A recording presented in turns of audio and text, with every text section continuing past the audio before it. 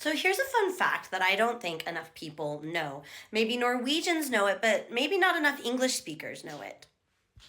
Many English words are in fact derived from Norwegian, particularly common and basic household words. Now, maybe you knew that, but did you know that this goes way back in time, meaning that the farther you go back in the history of the English language, the more likeness you find between it and Norwegian, particularly if you go back to Middle English, Chaucer's time, so 1300 or so.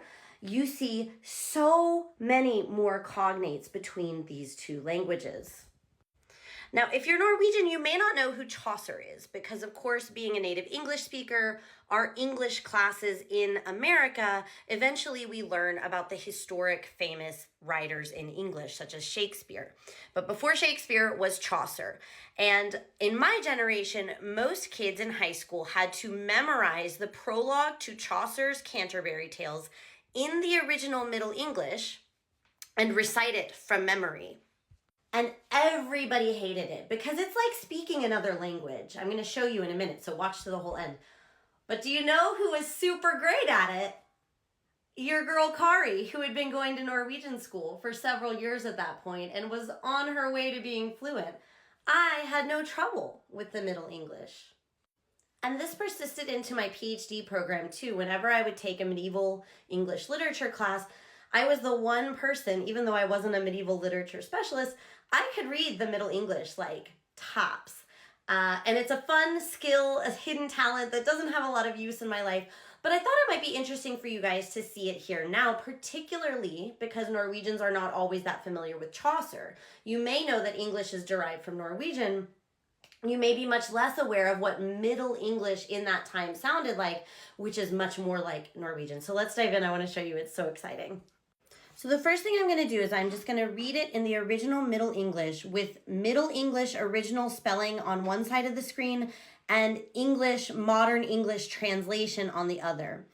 It'll be a bit hard if you're Norwegian. Put yourself in an English American mindset and see how difficult this would be for an English speaker to understand how to pronounce, because it will probably not be that difficult for you to see how to pronounce. It wasn't difficult for me at 16 when I had even a little Norwegian, okay? Then afterwards, I'll go back through step by step and show you some of the cognates in case you didn't catch them the first time around. So let's go.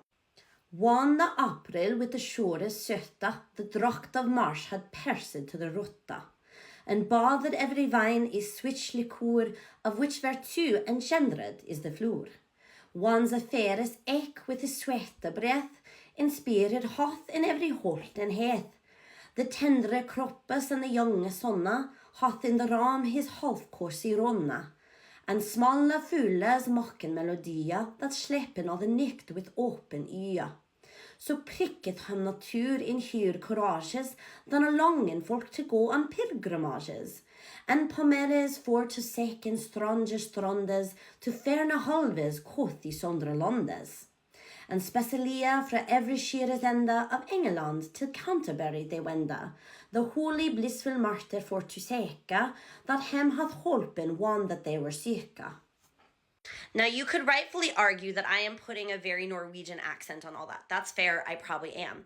However, I'm about to go through all the cognates with you guys, and I hope that you can get a sense, since you probably speak English as well, of how much easier it would be for you to guess these pronunciations than a native English speaker with no Norwegian.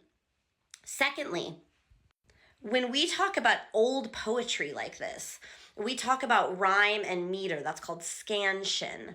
It's the combination of rhyme and meter. It means how many beats in a line and what the emphasis is on all those beats.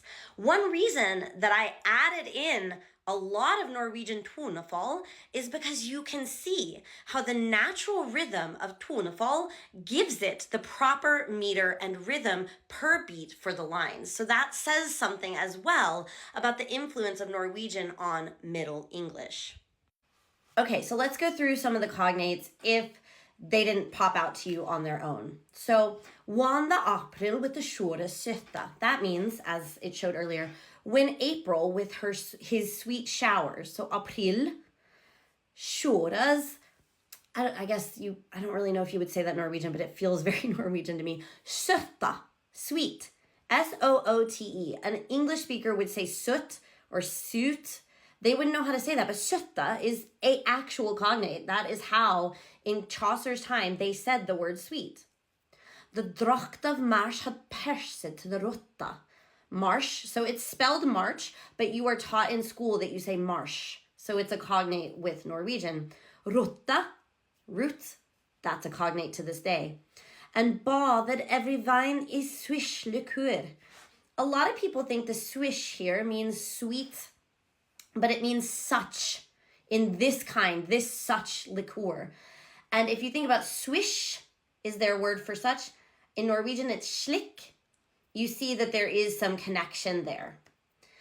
Of which virtue engendered is the fluor, one's affairs ek with the svete breath, and spirit hath in every holdighet. The tendre kroppes and the jonge sonne. Here I can't say exactly that there's cognates, because we say sol and ung, but the E at the end of these words, kroppes, jonge, sonne, that is straight up from Norwegian. Like English, as you know, doesn't do that. So when I was reading this at 16, that was how I naturally wanted to say these words. But as I've been saying, you can see how an American teenager who didn't have Norwegian background education wouldn't have that guesswork there. Okay, this one is my go-to example every time I talk about this. Smalle fulle smaken melodia. Fulla.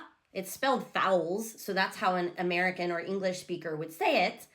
But it's pronounced fullas. That is how you would be taught to pronounce it even in high school. Fullas, and that's obviously a cognate. Smalle, small, easy. Melodia, with the E at the end. Melodi. That slepen or the nikt with open ia. Ia means eyes. So it doesn't sound quite similar, but think about it. Ia, öja. Ia, öja. English speakers have a lot of trouble with the sound e. So you can kind of see, if you looked back historically, you can see how ia would be a version of the developing English out of the word eja. Then langen folk til gå on pilgrimages. Folk, I mean, that's an English word as well, but you can see that it came from the Norwegian word because he's not saying people or crowds, he's saying folk. So that is a cognate that we might be tending to take for granted or overlook. Og palmeres for to seken strange strandas. That means they're looking for strange lands, strange shores. Stranda, shore, the beach.